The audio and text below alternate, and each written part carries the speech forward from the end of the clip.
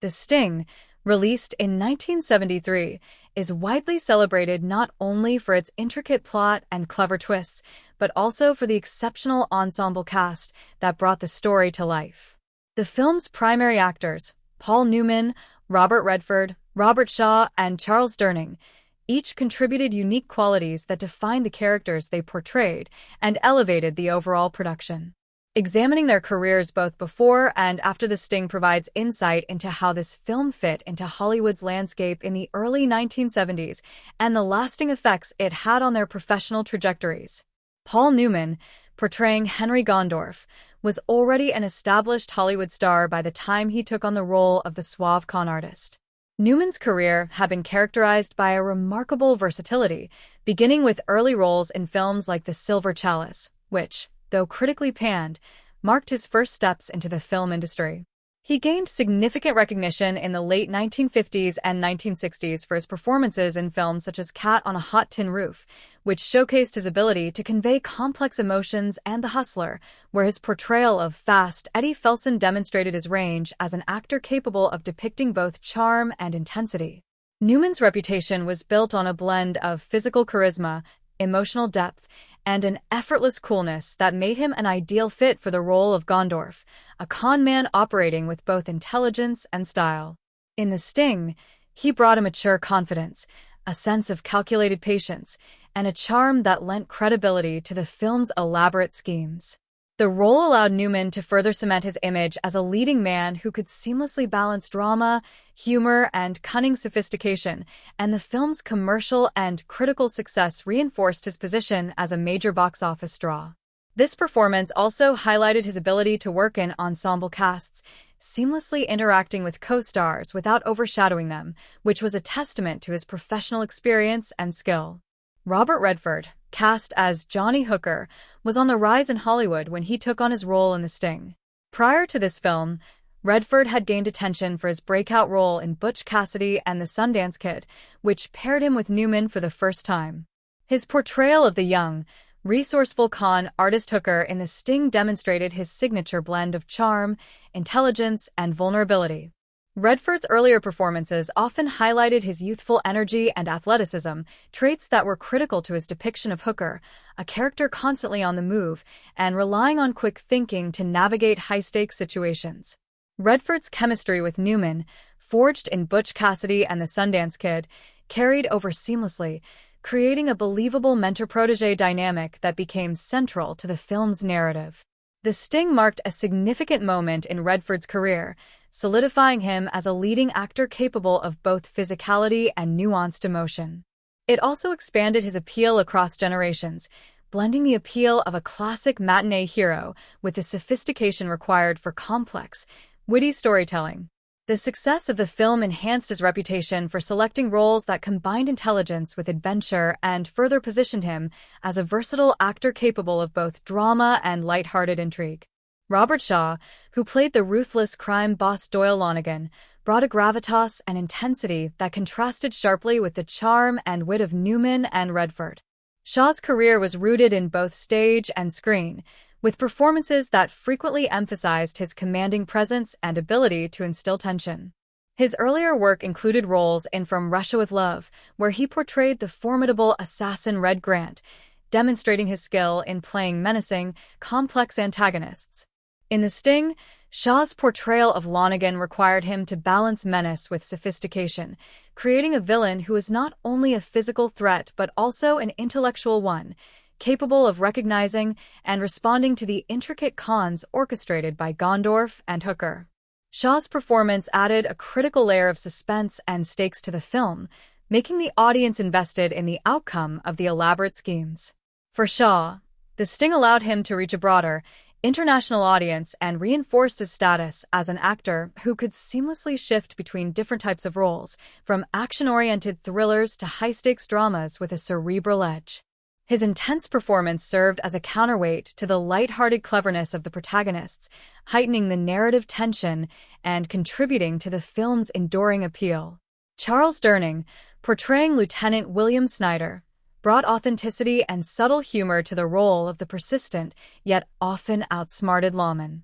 Durning's career was notable for a vast array of supporting roles that highlighted his versatility and ability to inhabit characters with depth and realism. Prior to The Sting, he had performed in films such as The Virginian and Duel, gradually building a reputation as a reliable character actor capable of both comedic timing and dramatic weight. In The Sting, Durning's performance added a grounded, human element to the narrative, representing law enforcement's perspective within the chaotic world of con artists.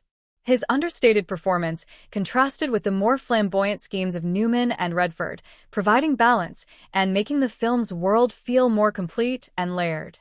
Durning's involvement in the film further elevated his profile and demonstrated his ability to leave a lasting impression even in roles that were not the central focus of the story.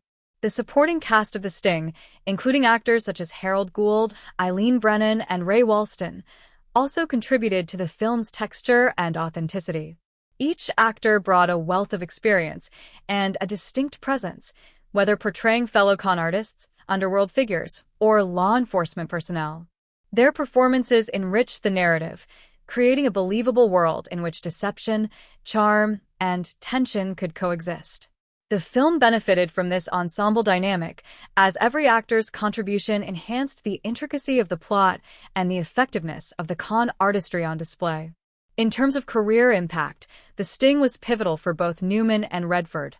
Newman continued to solidify his legacy as one of Hollywood's most bankable stars and versatile actors, while Redford's rising trajectory accelerated, allowing him to command major roles and greater creative influence in the following decades. For Shaw, the film expanded his recognition in Hollywood and internationally, demonstrating his capacity to dominate a film with sheer presence. Durning's reputation as a dependable character actor was further strengthened, paving the way for more substantial and memorable supporting roles in the years to come. The Sting, upon its release in 1973, quickly became more than just a box office success or a cleverly plotted film. It established itself as a cultural touchstone of the 1970s, influencing popular media, societal trends, and even perceptions of crime and morality. Its impact on culture and its historical significance extend beyond its immediate entertainment value, reflecting broader societal interests and shaping the way audiences engaged with cinematic storytelling during that era. To understand this impact, one must consider the film not only as a piece of entertainment, but as a phenomenon that resonated with the zeitgeist of the time. Set during the 1930s, a period marked by economic hardship, organized crime, and the mythos of the Great Depression-era con artist, The Sting tapped into a sense of nostalgia and fascination with a bygone era. This historical setting was not incidental. It allowed audiences in the 1970s to reflect on themes of ingenuity, survival, and justice in a time removed from their own contemporary realities. The film's portrayal of cons and scams was both thrilling and morally engaging, as audiences rooted for the protagonists while understanding that their actions, though illegal, were directed against a more villainous figure. In this way, The Sting resonated with a growing cultural appetite for anti-heroes and morally ambiguous narratives, a trend that had begun to emerge in American cinema during the late 1960s and early 1970s. The audience was drawn to characters who operated outside the law but adhered to their own codes of honor, a theme that became increasingly prevalent in subsequent decades. The impact of The Sting on popular culture was multifaceted, affecting fashion, media, and even the depiction of crime and cleverness in storytelling. The film's meticulous attention to period detail, ranging from costumes to settings, helped popularize a nostalgic aesthetic that influenced other films, television shows, and advertising campaigns. The suits, hats, and fedoras worn by Paul Newman, Robert Redford, and the ensemble cast became iconic representations of 1930s style, prompting renewed interest in vintage fashion and influencing contemporary clothing trends. The elegance and sophistication of the characters' attire communicated class, cleverness, and charm, solidifying an enduring visual shorthand for the archetypal con artist in popular imagination. Beyond fashion, the film's stylistic choices in set design, cinematography, and music inspired other filmmakers to explore period pieces with the same combination of historical accuracy and cinematic flourish. One of the most significant cultural contributions of The Sting was its influence on the portrayal of cons, scams, and trickery in media. The film established a template for the con movie genre, blending suspense, humor, and elaborate plotting in a way that was accessible to broad audiences. Subsequent films and television shows drew directly from the narrative techniques and character dynamics seen in The Sting, often emulating its structure of multi-layered deception, clever reversals, and the climactic revelation. The notion of the big con entered popular consciousness through this film, leading to a proliferation of similar stories in cinema and literature. The narrative mechanics, including the use of misdirection and the audience's partial awareness of the plot, became a storytelling device that filmmakers and writers referenced for decades, creating a lineage of works that emphasized cleverness and strategy over brute force. In addition to shaping media, The Sting also influenced the way society engaged with ideas of justice and ingenuity. The film's protagonists operated outside the law, yet their actions were framed as morally satisfying, punishing a corrupt and wealthy criminal while benefiting ordinary characters.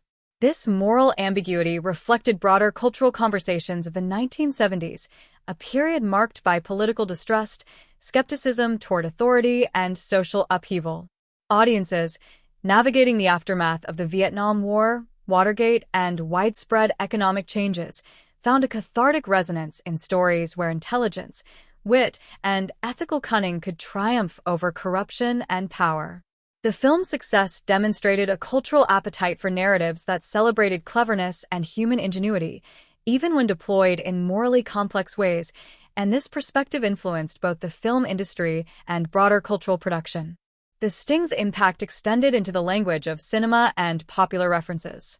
Lines, motifs, and imagery from the film became embedded in the cultural lexicon, referenced in other movies, television shows, advertisements, and even political commentary. The concept of The Sting as a meticulously orchestrated scheme entered everyday usage, symbolizing any elaborate plan intended to deceive or surprise, often with positive connotations of cleverness and strategy. The film's combination of humor, tension, and stylistic elegance made it a frequent point of reference when discussing narrative ingenuity or cinematic sophistication.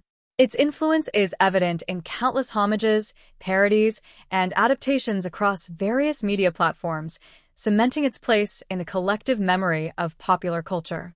The historical significance of The Sting also lies in its timing and reception. Released in the early 1970s, it arrived at a moment when Hollywood was experiencing a creative transformation.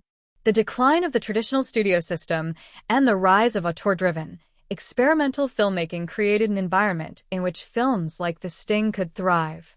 Its sophisticated plot, period detail, and ensemble cast exemplified a new era of filmmaking that valued intelligence, style, and audience engagement over formulaic storytelling. The film's success, both commercially and critically, reinforced the viability of complex, character-driven narratives within mainstream cinema, influencing studio decisions and shaping the trajectory of the American film industry throughout the decade. Beyond the United States, The Sting achieved international acclaim, introducing audiences around the world to its unique blend of suspense, humor, and period charm. The global reception highlighted the universality of its themes. Cleverness, justice, and human ingenuity resonate across cultures and eras.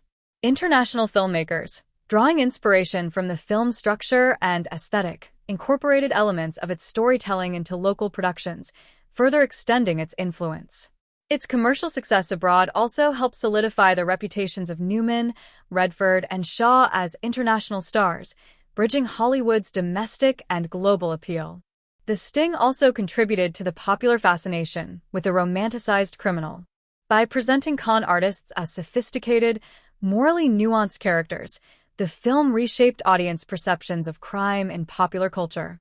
Rather than depicting criminals as one-dimensional villains or threats, The Sting highlighted intelligence, creativity, and ethical ambiguity, paving the way for future films and television series that would explore anti-heroes and morally complex protagonists. This shift influenced subsequent generations of storytelling, reinforcing the appeal of characters who operate outside conventional norms while adhering to personal codes of honor or justice. The production of The Sting in 1973 stands as a fascinating chapter in cinematic history, not only because of the film's narrative ingenuity, but also due to the intricate and often challenging processes that brought it to life. Behind the scenes, the making of the film involved careful planning, creative problem-solving, and a combination of talent that extended well beyond the actors to include the director, producers, cinematographers, set designers, costume creators, and the many other professionals whose contributions ensured that the story's intricacies were translated convincingly onto the screen. The interplay between logistical decisions, artistic choices, and on-set dynamics created a production environment that was both demanding and innovative, leaving a lasting imprint on Hollywood practices. The film was directed by George Roy Hill, who had previously collaborated with Paul Newman and Robert Redford in Butch Cassidy and the Sundance Kid. Hill's directorial approach emphasized meticulous planning and a clear vision of the narrative's rhythm and visual style. He was known for his ability to balance character-driven storytelling with elaborate set pieces, and in The Sting, he applied these strengths to craft a film that was both stylish and tightly structured.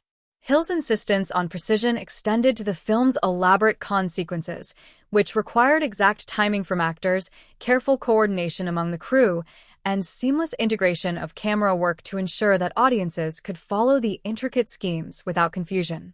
Hill's dedication to narrative clarity and visual elegance was a hallmark of the production, resulting in a film that felt both sophisticated and accessible.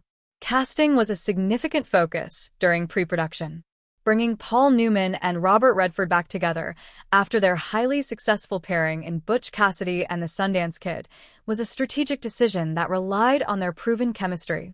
The dynamic between the seasoned Newman and the rising Redford was essential to the mentor-protege relationship central to the film's story. The production team understood that capturing their interplay authentically would require careful rehearsal, attention to timing, and a mutual trust among the actors.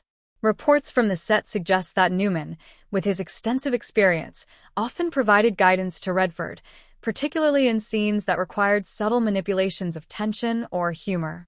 This collaborative environment fostered performances that were both natural and precise, contributing to the film's polished final presentation. Filming locations played a critical role in establishing the period authenticity of The Sting. Though set in Chicago during the 1930s, much of the film was shot on carefully constructed sets at Warner Brothers Studios in Burbank, California. The choice to use studio sets allowed the production team to control lighting, design, and camera angles meticulously, ensuring that every scene reflected the era accurately. Recreating the bustling streets, smoky bars, and ornate gambling establishments of Depression-era Chicago required significant attention to detail. The production design team, led by Henry Bumstead, meticulously researched the architecture, signage, and interior decoration of the period. From vintage telephones and typewriters to authentic period costumes, every element contributed to an immersive visual experience. The attention to historical accuracy extended to the vehicles, furniture, and props used, creating a world that audiences could accept as both authentic and aesthetically engaging. One of the production's most notable challenges was the execution of the film's intricate con sequences. The story revolves around multiple layers of deception, including elaborate scams and manipulations designed to confuse both the characters and the audience. Filming these sequences required precise choreography, with actors, camera operators, and set designers working in tandem to ensure that each misdirection was visually clear yet sufficiently subtle. Timing was critical. Even a minor misalignment in an actor's movement or a camera angle could disrupt the audience's understanding of the plot. George Roy Hill approached these scenes with a combination of detailed storyboarding and rehearsal, often breaking down complex sequences into manageable segments to ensure accuracy. The result was a series of scenes that maintained suspense while delivering clarity, allowing viewers to follow the con's logic without losing the thrill of discovery. Behind-the-scenes anecdotes reveal the camaraderie and occasional tension inherent in such a demanding production. Newman and Redford, while enjoying a friendly rapport, were known for their dedication to perfecting takes, sometimes resulting in long hours on set. Reports suggest that both actors were highly engaged in the development of their characters' nuances, collaborating with Hill to refine interactions and improvisational moments that would enhance the film's authenticity. Robert Shaw, portraying the formidable Doyle Lonnegan, brought intensity and discipline to the production, often rehearsing lines and physical actions to maintain the character's credibility and menace. Charles Durning, playing Lieutenant Snyder, contributed a grounded, understated performance that contrasted with the more flamboyant con artistry, and anecdotes suggest that his timing and subtlety were crucial in balancing the film's tone. The supporting cast and extras were equally essential, as scenes depicting crowded gambling halls or bustling streets required coordinated performances that did not detract from the focus on the main characters. Technical aspects of the production also presented significant challenges and opportunities for innovation. Cinematographer Robert Surtees, tasked with capturing the film's distinctive visual style, employed a combination of period-appropriate lighting and framing to enhance the nostalgic atmosphere. Surtees' work involved balancing naturalistic interior lighting with the dramatic emphasis required for key plot moments, particularly during the climactic con scenes. The cinematography was carefully coordinated with production design and costume design, creating a harmonious visual composition in which every frame contributed to the story's mood and period authenticity. Special attention was given to camera movements during con sequences, ensuring that the audience's perspective was aligned with the unfolding deceptions. This required inventive blocking and lens selection, as well as precise communication between the director, cinematographer, and actors. Music and sound design were integrated early in production, allowing the ragtime-inspired soundtrack to shape the pacing and tone of scenes. The use of Scott Joplin's music, arranged and adapted to fit the narrative, was a deliberate choice that required careful synchronization with the actors' performances. Scenes of tension, pursuit, or revelation were meticulously timed to the musical cues, creating a seamless blend of narrative and rhythm. Sound designers worked closely with Hill to ensure that ambient sounds, dialogue, and musical accompaniment complemented each other, enhancing immersion and dramatic effect. The Sting is celebrated not only for its charismatic cast and period authenticity, but also for its remarkably intricate plot and masterful narrative structure. The film unfolds as a layered and meticulously orchestrated con, where the story itself mirrors the deceptions the characters perform. Examining the plot and its structure reveals how pacing, character dynamics, and carefully placed twists work together to create suspense, surprise, and satisfaction for the audience. The storyline is a carefully constructed puzzle, rewarding attentive viewers while maintaining a sense of fun and elegance that has allowed the film to endure as a classic in cinematic storytelling. The story is set in Chicago during the 1930s, a period rife with corruption, gangsters, and the mythos of the Great Depression-era con artist. The opening scenes introduce audiences to Johnny Hooker, a small-time grifter who is operating in a world dominated by more powerful and dangerous criminal figures. Hooker's initial schemes, though clever, are ultimately inconsequential in the grander scale of the criminal underworld, establishing him as a sympathetic and resourceful protagonist while simultaneously highlighting his vulnerability. Early in the film, Hooker becomes the target of the ruthless crime boss Doyle Lonnegan, who brutally murders Hooker's mentor, setting the stage for the narrative's central motivation, revenge and retribution. The narrative structure of The Sting is heavily driven by this motivation. The plot's first act establishes the characters, their relationships, and the stakes at play. Hooker, grieving and driven by a desire for justice, seeks out Henry Gondorff, a legendary con artist who has withdrawn from active life. This act introduces the audience to the mentor-protege dynamic between Gondorff and Hooker, a relationship central to both character development and narrative propulsion. The initial act also carefully seeds information about Lonnegan, establishing him as a formidable antagonist whose wealth and influence create a substantial challenge for the protagonists. By the end of the first act, the audience understands the stakes, the central character's motivations, and the necessity of the con, providing a clear narrative framework that sets up the film's subsequent complexities.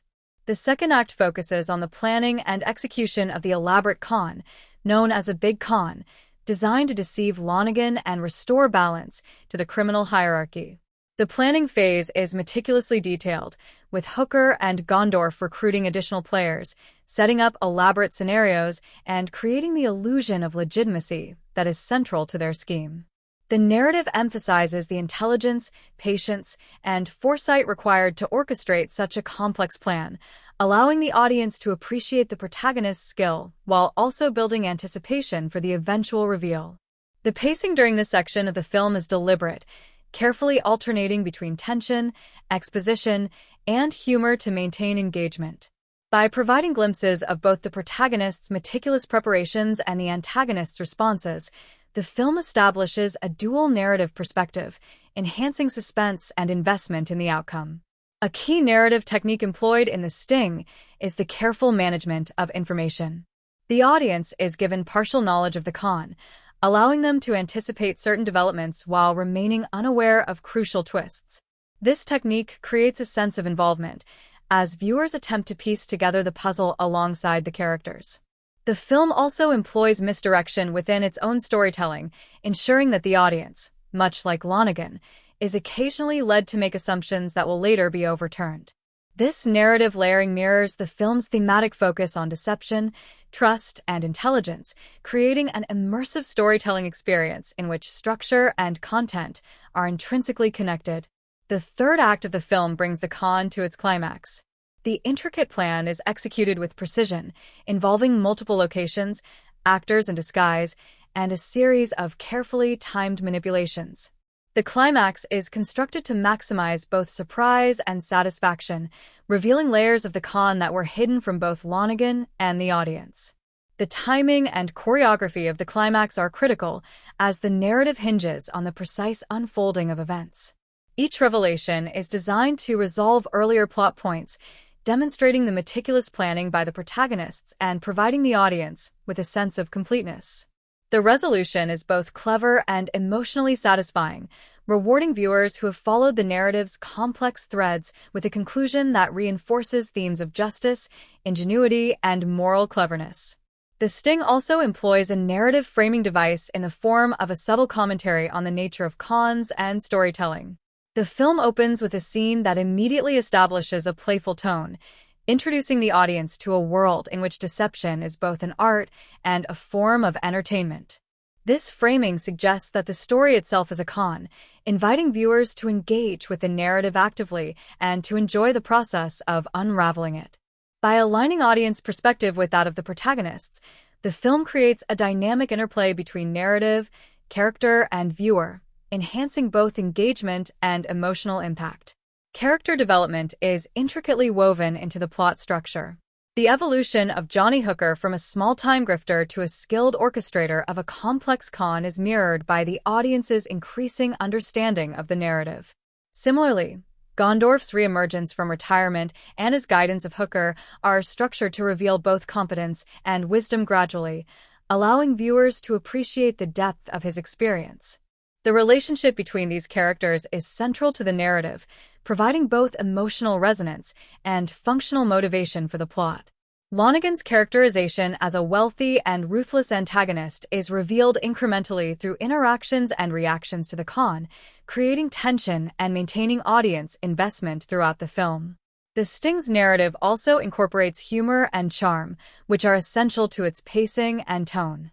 While the stakes are high and the plot intricate, the film balances tension with moments of levity, often derived from character interactions, clever dialogue, or the absurdity inherent in the elaborate deceptions. This balance prevents the film from becoming overly convoluted or oppressive, maintaining audience engagement and enhancing the pleasure of witnessing the protagonist's ingenuity. The interplay of suspense and humor contributes to the film's enduring appeal and demonstrates a sophisticated understanding of narrative rhythm. The film structure is further enhanced by its visual and auditory cues. Music, costume, and set design are integrated into the storytelling, supporting plot developments and reinforcing narrative clarity. For example, the use of Scott Joplin's ragtime compositions underscores both pacing and tone, guiding viewers through moments of tension and revelation. Similarly, costume and set design reinforce the historical setting, grounding the narrative in a believable world while allowing the con's theatricality to remain compelling and entertaining. The Sting, while widely celebrated for its intricate plot and charismatic performances, operates on a level deeper than its surface narrative of con artistry. Beneath the elaborate schemes and period charm lies a network of themes and symbolic elements that give the film enduring resonance. From ideas of justice and morality to explorations of trust, deception, and ingenuity, the film weaves its thematic content into every aspect of storytelling. Analyzing these themes and symbols reveals how The Sting achieves not only entertainment value but also intellectual and emotional depth, allowing audiences to engage with it on multiple levels. One of the most prominent themes in The Sting is the concept of justice, or more precisely, the pursuit of a morally satisfying justice outside conventional legal frameworks. The protagonists, Johnny Hooker and Henry Gondorff, operate outside the law to achieve retribution against Doyle Lonnegan, a wealthy and powerful crime boss. Lonnegan's unassailable influence within society and his violent methods of dealing with rivals create a sense of moral imbalance that conventional law enforcement cannot rectify. Through the con, Hooker and Gondorff restore equilibrium, punishing corruption through intelligence, patience, and strategy rather than violence. This framing of justice as an intelligent and ethical manipulation rather than brute force resonates strongly with audiences, reflecting a cultural fascination with the anti-hero and the morally ambiguous methods sometimes required to achieve fairness. The theme of justice is not portrayed simplistically. It emphasizes strategy, foresight, and ethical discernment, suggesting that true justice often requires more than mere legality. Deception and trust form a complementary thematic pair in the film. The Sting's narrative is built on layers of deception, where characters conceal intentions, adopt false identities, and manipulate perceptions. Yet, within this web of lies, the film also examines loyalty and trust among the protagonists. Hooker and Gondorff's relationship demonstrates how trust, carefully placed and mutual, enables the successful execution of complex plans. The contrast between this internal trust and the duplicity of Lonnegan highlights the moral dichotomy that runs through the film. Deception can be ethically justified when wielded against those who abuse power, while the absence of trust and loyalty often leads to vulnerability. These themes extend beyond narrative mechanics, inviting audiences to consider the nature of human relationships, the strategic use of honesty and misdirection, and the ethical implications of manipulating perception. Ingenuity and intellect are also central to The Sting's thematic framework. The film celebrates cleverness, wit, and foresight as virtues. The success of the con depends not on brute strength but on meticulous planning, improvisation, and the ability to anticipate an opponent's reactions. This celebration of mental acuity aligns with broader cultural interests of the 1970s, when audiences were drawn to narratives emphasizing problem-solving, resourcefulness, and intelligence over direct confrontation. The protagonist's strategic brilliance elevates them to a near-heroic status, highlighting the human capacity for creativity and ingenuity under pressure. This theme resonates not only as entertainment, but also as a reflection of the era's fascination with clever solutions to complex social and personal challenges. Another significant theme in the film is mentorship and generational transfer of knowledge. The dynamic between Gondorff and Hooker underscores the importance of guidance, learning, and the passing down of expertise. Gondorff, an experienced con artist, embodies wisdom, patience, and moral clarity, while Hooker represents youthful energy, curiosity, and adaptability. Their collaboration demonstrates how experience and innovation can combine to overcome obstacles that neither could face alone. Symbolically, this relationship mirrors the transfer of knowledge and the cultivation of skill across generations, reinforcing the film's broader celebration of intelligence, strategy, and ethical cunning. The Sting also explores themes of power and vulnerability. Lonnegan's wealth, influence, and ruthlessness initially render him nearly invincible. Yet the film demonstrates that even those who appear untouchable are susceptible to careful planning, subtle manipulation, and moral ingenuity. This subversion of traditional power dynamics resonates with audiences, particularly in the context of the 1970s, a decade marked by political skepticism and a cultural fascination with the individual's ability to challenge entrenched authority. By showing that intelligence and strategy can level the playing field against seemingly overwhelming force, the film offers both suspenseful entertainment and a subtle social commentary on the balance between authority and resourcefulness. Symbolism in The Sting is layered and reinforces these thematic concerns. One notable symbolic element is the recurring use of games and gambling as a metaphor for life, strategy, and risk. The elaborate poker games, betting parlors, and gambling tables throughout the film are not merely settings. They represent arenas of power, chance, and deception. These spaces highlight the calculated risks taken by the protagonists and the stakes involved in their schemes. The act of gambling itself functions symbolically, reflecting the uncertainties of life, the necessity of foresight, and the delicate balance between skill and chance. In a sense, the film portrays life as a high-stakes con, where success depends on intelligence, timing, and adaptability. Costumes and visual cues serve as additional symbolic devices. The clothing of the characters, particularly the protagonist's suits, hats, and meticulously curated appearances, conveys social status, sophistication, and confidence. The elegance of Gondorf and Hooker contrasts with Lonergan's imposing but less nuanced presence, emphasizing the symbolic relationship between appearance, perception, and capability. Costuming becomes a visual shorthand for the characters' mastery of deception and their ability to manipulate both environment and audience expectations. Similarly, the film's recurring use of urban settings, smoke-filled interiors, and ornate gambling halls reinforces the symbolic tension between appearance and reality, illusion and truth. The soundtrack also carries symbolic weight. The use of ragtime music, particularly Scott Joplin's compositions, evokes the era while underscoring themes of rhythm, timing, and coordination, qualities essential to the con's success.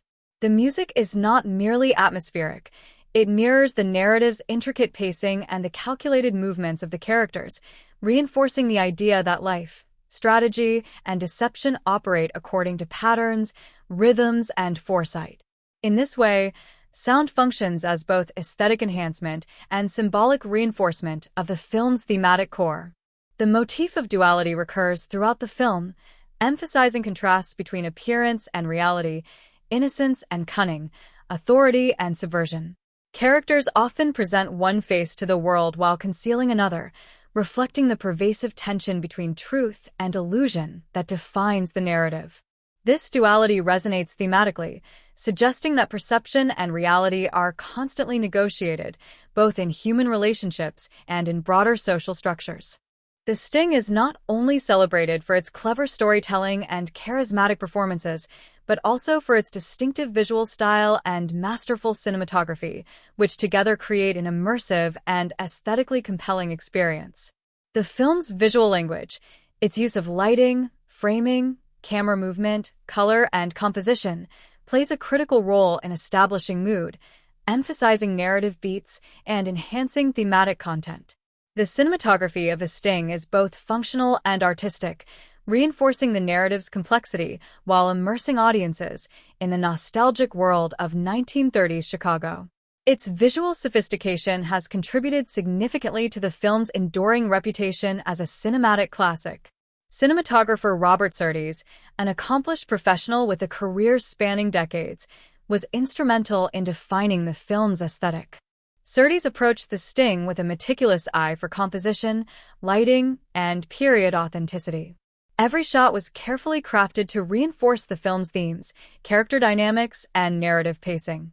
One of the most striking aspects of the cinematography is its ability to balance the realism of the 1930s setting with the theatricality required by the con sequences. The camera work and visual design simultaneously convey authenticity, elegance, and heightened drama, creating a cinematic world that feels both believable and carefully stylized. Lighting in The Sting is particularly notable for its ability to define character, mood, and narrative focus.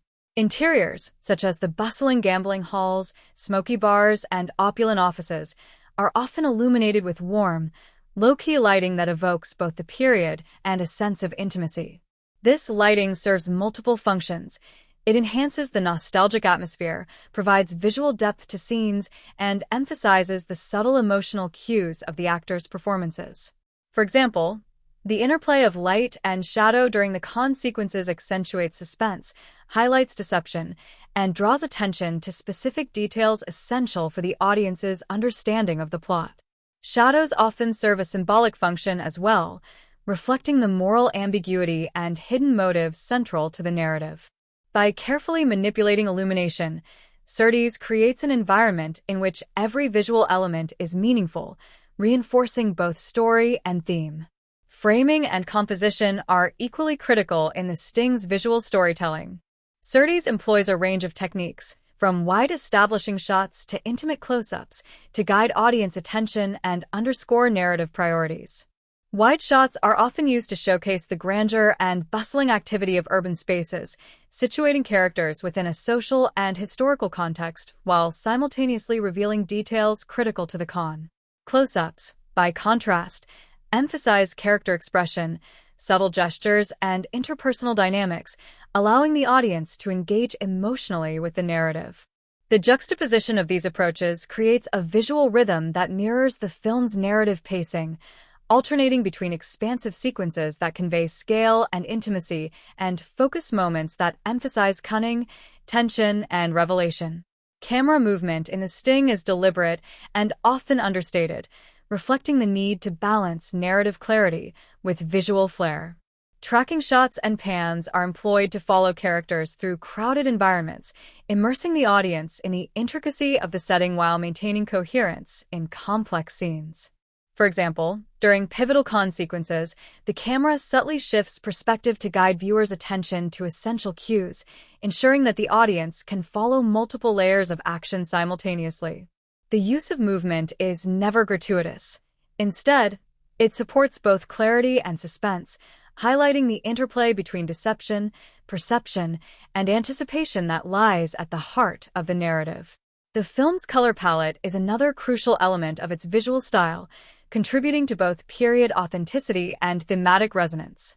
Earthy tones, muted shades, and warm highlights dominate the film's interiors, evoking a sense of the 1930s while maintaining visual harmony and continuity. Contrasting with these warmer tones, certain elements, such as Lonergan's darker, imposing environments or the glimmering details of gambling halls, serve to emphasize narrative tension and character dynamics. Costumes and set pieces are carefully integrated into this palette, ensuring that characters are visually distinguished while remaining coherent within the overall visual scheme. The use of color enhances the storytelling by subtly guiding audience perception, signaling shifts in mood, and emphasizing the thematic interplay between deception and revelation. Visual motifs are employed throughout the film to reinforce its themes and narrative structure. Mirrors, reflections, and other framing devices frequently appear, symbolizing duplicity, layered perception, and the idea that appearances can be deceptive. These motifs mirror the narrative's emphasis on con artistry, signaling to the audience that reality is not always as it seems and that every character may be performing multiple roles simultaneously. Surtees' careful attention to such visual cues ensures that the cinematography is not merely decorative, but also narratively and thematically meaningful, reinforcing the film's intellectual and emotional resonance. Set design and composition also contribute to The Sting's visual sophistication. The recreated streets, offices, and gambling establishments are framed with attention to spatial dynamics, depth, and period accuracy. Surtees often employs visual layering, positioning characters against foreground and background elements to create a sense of complexity and realism. This technique is particularly effective during the film's con sequences, where multiple characters are simultaneously involved in layered schemes. The visual composition allows the audience to perceive the intricacy of these interactions without confusion, transforming the cinematography into an active participant in storytelling rather than a passive observer. Special visual techniques are used selectively to heighten narrative impact. For instance, slow reveals, carefully timed cuts, and strategic focus shifts are employed to build suspense and guide audience attention to key details. The precision of these techniques reflects the film's thematic focus on timing, foresight, and intelligence. Just as the character's success depends on meticulous coordination, the cinematography mirrors this precision, reinforcing the narrative's central conceit that skillful planning and execution are essential to achieving goals. The sting also demonstrates a keen understanding of visual rhythm and pacing. Surtees coordinates shot duration, camera movement, and framing to create a visual tempo that complements the narrative structure. The result is a film in which visual and temporal elements are synchronized with story development, reinforcing tension, humor, and surprise. The alternation of long, lingering shots with rapid sequences during climactic moments mirrors the narrative's ebb and flow, ensuring that the audience remains engaged and invested in both character and plot. The Sting is renowned not only for its intricate narrative, charismatic performances, and visual style, but also for its masterful use of sound, which plays a critical role in shaping the film's mood, rhythm, and emotional resonance.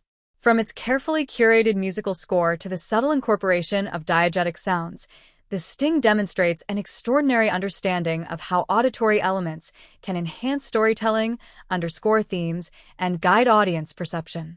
The film's sound design and soundtrack are inseparable from its narrative and visual style, contributing to its enduring appeal and its status as a classic of cinema.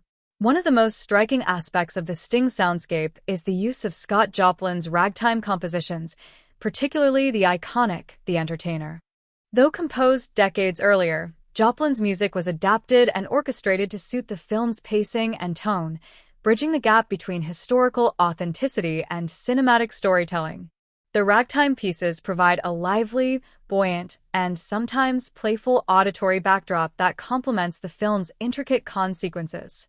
This musical choice reinforces the film's period setting while also imbuing it with a sense of energy and whimsy, reflecting the cleverness and charm of the protagonists. The syncopated rhythms and distinctive melodies of ragtime mirror the careful timing, coordination, and misdirection that define the cons, creating an auditory parallel to the narrative's clever twists and turns. The soundtrack functions on multiple levels. On a narrative level, it establishes temporal and spatial context, situating the story firmly in the 1930s. The jaunty, precise rhythms of ragtime evoke the bustling, high-energy environments of gambling halls, city streets, and organized cons, immersing audiences in the world of the film. Emotionally, the music accentuates character moods and interpersonal dynamics. For example, playful motifs accompany scenes where Hooker or Gondorff execute clever maneuvers, heightening audience enjoyment and engagement.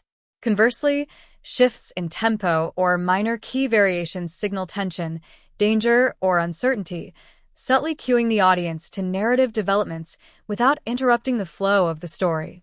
The soundtrack's flexibility allows it to guide emotional interpretation while remaining unobtrusive, a hallmark of masterful film scoring. Diegetic sound, the sounds originating within the film's world, is equally important in The Sting. Background noises, such as the clinking of glasses, shuffling of poker chips, footsteps in narrow alleyways, and the ambient hum of crowded interiors, are recorded and balanced to enhance realism and narrative clarity. These sounds serve both practical and atmospheric purposes. Practically, they anchor viewers in the physical spaces where the narrative unfolds, providing sensory cues that define location, action, and spatial relationships. Atmospherically, these sounds evoke the social dynamics and energy of the 1930s urban environment, immersing audiences in a lived-in world that feels vibrant and authentic. Attention to diegetic detail also reinforces the stakes of the con sequences, as every subtle movement or sound becomes part of the intricate web of perception and misperception that the characters exploit. Sound design in The Sting is particularly effective during the execution of cons, where timing and auditory cues are critical. The filmmakers carefully integrated sound effects to amplify suspense and reinforce narrative twists. For example, a dropped coin, a slammed door, or the sudden crescendo of ragtime music can punctuate a moment of revelation or deception, guiding the audience's attention precisely where it is needed. These auditory cues function in tandem with visual misdirection, creating a layered experience in which sound and image collaborate to maximize dramatic impact. The coordination between sound and editing ensures that each plot beat is reinforced, enhancing both clarity and emotional engagement. Silence is also employed strategically throughout the film, demonstrating the production's nuanced understanding of auditory pacing. Moments devoid of music or ambient noise often coincide with heightened suspense, introspection, or revelation. By removing auditory distractions at key narrative junctures, the film directs the audience's focus toward visual cues, character expressions, and plot developments. This judicious use of silence contrasts with the lively ragtime soundtrack, creating dynamic shifts in tone that keep viewers engaged and attuned to the narrative's rhythm. In essence, The Sting uses sound and its absence as narrative tools, manipulating perception and emotional response to enhance the overall experience. The interplay between music, sound effects, and dialogue is carefully calibrated to maintain clarity and cohesion. Dialogue is recorded and mixed to ensure intelligibility, even in busy or chaotic environments, such as gambling halls or crowded streets. This attention to detail allows the audience to follow complex exchanges and plot developments without distraction, while sound effects and music provide emotional and narrative context. This seamless integration of these elements demonstrates a sophisticated understanding of audio layering, mixing, and spatialization, ensuring that no auditory element overwhelms or obscures another. The result is a soundscape that is rich, immersive, and highly functional within the narrative framework. Beyond functional considerations, the soundtrack and sound design also contribute to the film's thematic depth. The playful, rhythmic qualities of ragtime mirror the protagonist's cleverness and the intricate choreography of their cons, reinforcing the themes of ingenuity, timing, and strategy. The juxtaposition of lively music with moments of danger or moral ambiguity underscores the tension between appearance and reality, a central motif in the narrative. Similarly, ambient and diegetic sounds create a sense of immersion, reflecting the unpredictability and energy of the character's world, while symbolically aligning auditory perception with the intricacies of con artistry. In this sense, sound functions both as a practical tool and a symbolic enhancer, enriching thematic resonance and audience engagement simultaneously. The Sting soundtrack and sound design also played a crucial role in its cultural impact. The popularity of the film's musical choices, particularly The Entertainer, led to a renewed public interest in ragtime music during the 1970s. This resurgence demonstrated the film's ability to influence broader cultural tastes and highlighted the capacity of cinema to reintroduce historical art forms to contemporary audiences. The soundtrack's success extended beyond the film itself, as recordings of Joplin's music became widely associated with cleverness, charm, and the elegance of the Depression-era setting. In this way, the auditory elements of The Sting not only reinforced narrative and thematic content, but also shaped cultural memory and perception. The Sting, upon its release in 1973, was met with widespread critical acclaim and enthusiastic audience response, quickly establishing itself as one of the most celebrated films of the decade. Its success was multifaceted, reflecting appreciation not only for the film's clever narrative and charismatic performances, but also for its stylistic finesse, period authenticity, and thematic sophistication. The reception of the film, both contemporary and retrospective, reveals much about the standards of filmmaking at the time, audience expectations, and the ways in which the movie resonated culturally, intellectually, and emotionally. From a critical perspective, The Sting was lauded for its originality, technical precision, and narrative ingenuity. Reviewers praised the film's intricate plotting, noting how it combined suspense, humor, and clever misdirection into a cohesive and engaging story. The film's ability to balance complexity with clarity was repeatedly highlighted. Critics admired how audiences were kept on the edge of their seats, carefully guided through the elaborate cons without ever feeling lost or overwhelmed. The performances of Paul Newman and Robert Redford were often singled out for particular praise, as reviewers emphasized their chemistry, charm, and nuanced execution of characters who were both morally complex and highly skilled. Newman's portrayal of the experienced, calculating Gondorff was commended for its blend of subtlety, authority, and charisma, while Redford's energetic and perceptive hooker was recognized as a perfect complement, combining intelligence, vulnerability, and wit. Robert Shaw's performance as the menacing Doyle Lonnegan also drew critical attention, often cited for the actor's ability to imbue the antagonist with both gravitas and menace. His portrayal elevated the stakes of the narrative, providing a credible and intimidating foil to the protagonist's cleverness. Charles Durning, as the persistent but often outwitted Lieutenant Snyder, added a grounding presence that critics appreciated for its realism and subtle humor. The supporting cast received praise for contributing depth and texture to the story, creating a world that felt fully realized and immersive. Overall, critics recognized that the ensemble cast worked in perfect harmony, each member enhancing the others while serving the intricate narrative. The film's technical achievements were also widely praised. Cinematographer Robert Surtees received recognition for his masterful lighting, composition, and visual style, which successfully evoked the period setting while maintaining clarity and elegance. The use of ragtime music, particularly the adaptation of Scott Joplin's The Entertainer, was seen as both innovative and highly effective, establishing mood, rhythm, and thematic resonance. Production design, set construction, and costume work were celebrated for their meticulous attention to detail, transporting viewers to 1930s Chicago with authenticity and style. Critics noted that these elements were not merely decorative but functionally integrated into the storytelling, enhancing suspense, clarity, and audience engagement. In this way, The Sting was viewed as a model of harmonious collaboration between narrative, visual, and auditory design. In addition to formal critical praise, the film's reception among general audiences was equally enthusiastic. The Sting became a box office sensation, drawing viewers of all ages and backgrounds. Its appeal stemmed from multiple factors: the allure of clever cons and strategic thinking, the charisma of the lead actors, the charm of the period setting, and the satisfying resolution of the narrative. Audiences were captivated by the unfolding of the big con, often responding with a combination of suspense, amusement, and admiration for the protagonist's ingenuity.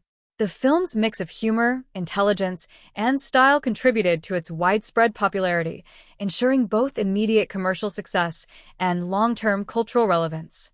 The Sting also received numerous awards and accolades, reflecting its recognition within the industry.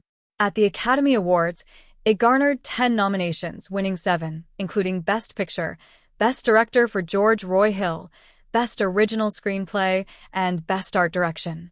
These honors reinforce the critical consensus that the film excelled across multiple dimensions: writing, direction, performance, and design. Winning the Best Picture Oscar in particular elevated the film's status, marking it as not only a popular success, but also a work of artistic merit acknowledged by peers in the industry. The recognition also validated the collaborative achievements of the production team, from actors to technical staff, demonstrating how precision, creativity, and planning coalesced into a widely celebrated final product. Despite its overall acclaim, some criticism did arise, though it was relatively minor compared to the widespread praise. Certain reviewers argued that the film's reliance on the mechanics of the con might be confusing for casual viewers, or that the pacing of elaborate sequences occasionally slowed the narrative momentum. Others questioned the moral implications of rooting for criminals, even ones depicted sympathetically, though this was generally framed as a reflection of the audience's evolving taste for morally ambiguous storytelling rather than a flaw in the film itself. Such critiques, however, were far outweighed by praise for the film's originality, intelligence, and execution, and they often served to spark discussion about narrative sophistication and ethical complexity in cinema. Retrospective criticism has largely reinforced the film's positive reputation, often emphasizing its enduring cleverness and technical mastery. Modern critics highlight the film's careful balance of plot complexity and clarity, noting how it continues to engage audiences without feeling dated or convoluted. The use of ragtime music, once a historical curiosity, is now appreciated as a creative decision that enriches both period authenticity and narrative rhythm. The performances of Newman and Redford are frequently cited as exemplary examples of on-screen chemistry, with their mentor-protege dynamic remaining a reference point for character-driven ensemble films.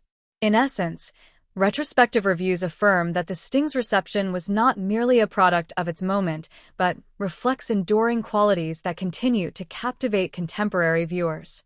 The cultural reception also played a role in the film's critical evaluation. The Sting emerged during a period of shifting audience expectations in the early 1970s, when viewers were increasingly drawn to stories that combined realism, moral ambiguity, and cleverness. Against this backdrop, the film's clever cons, period charm, and playful sophistication resonated strongly, both with critics attuned to cinematic craftsmanship and with audiences seeking entertainment that challenged and delighted in equal measure.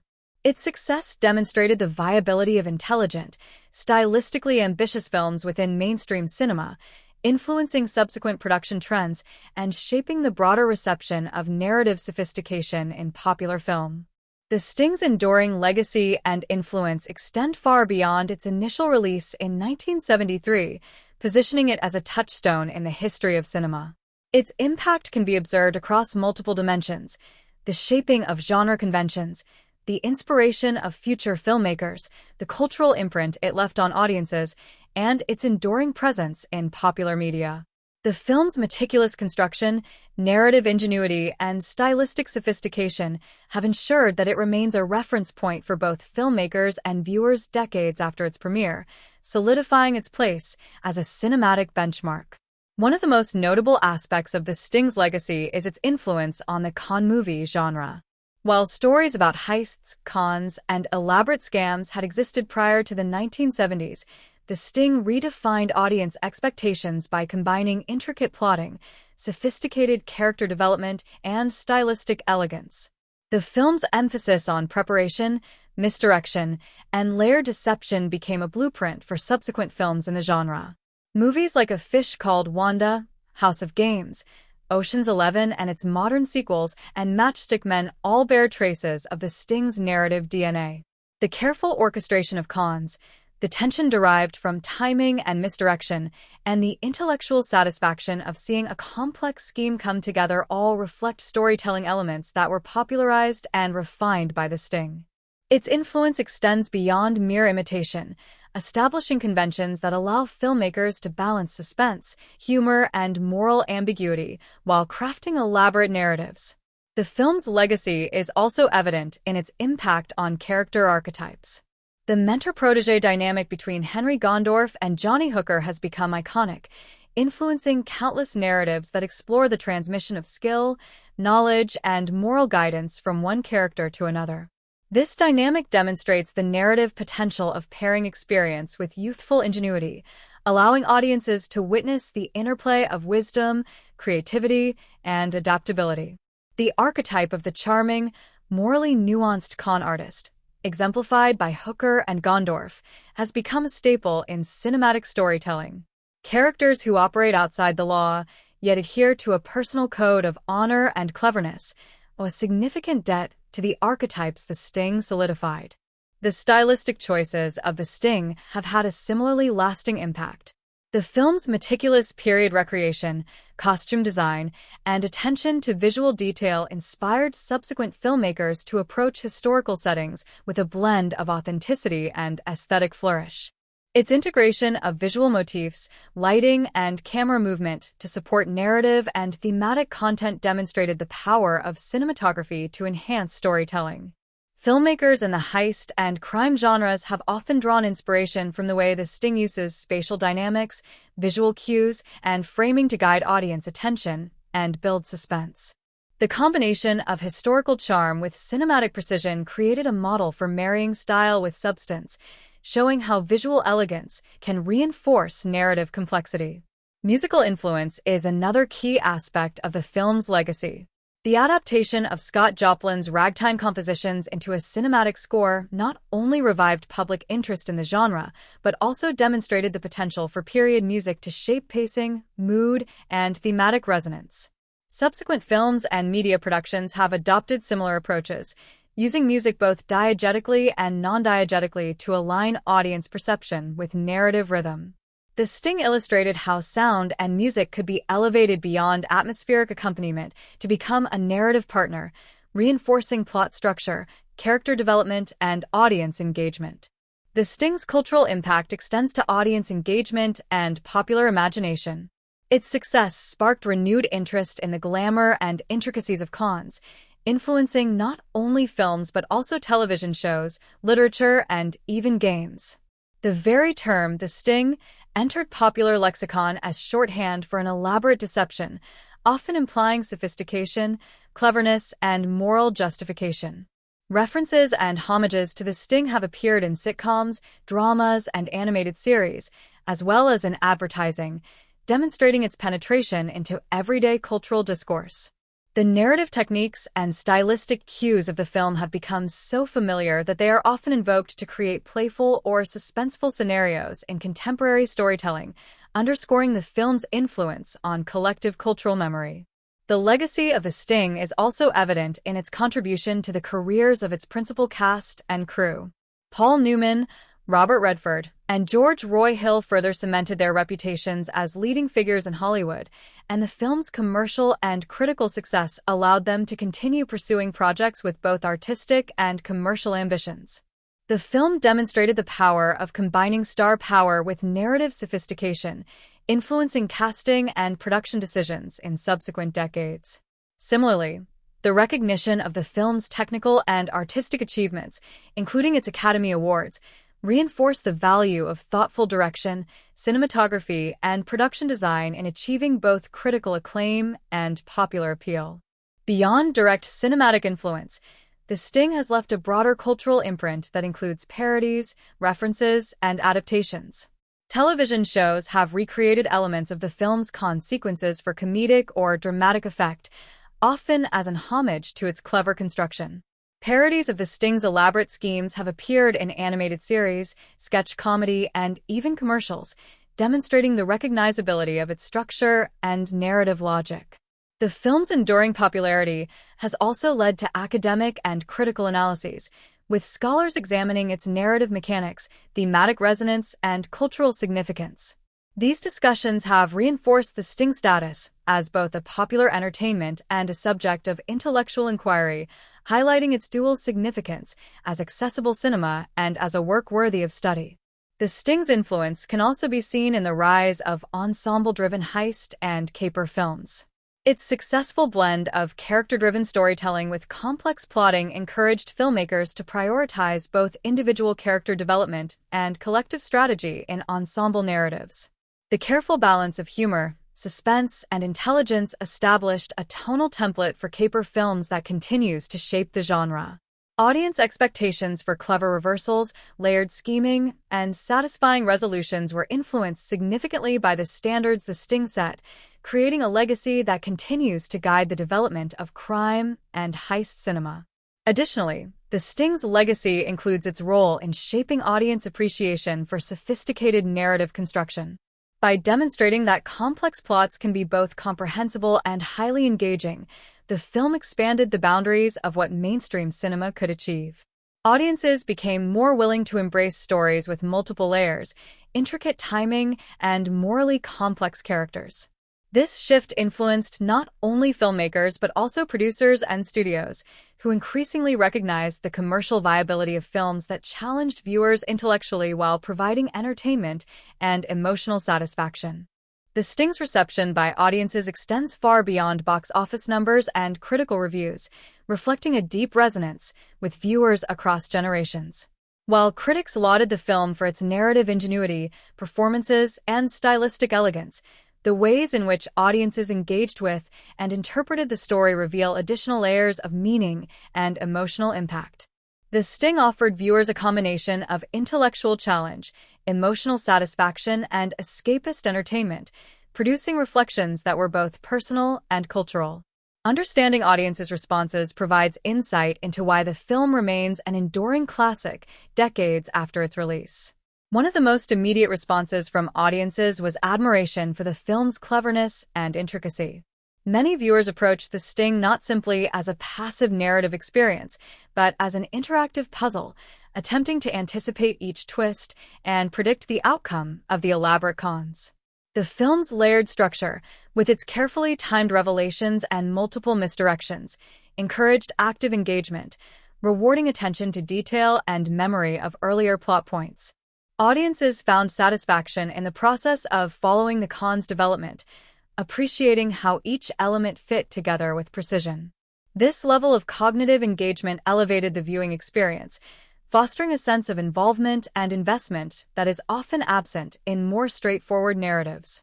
Emotional response played a significant role in audience interpretation.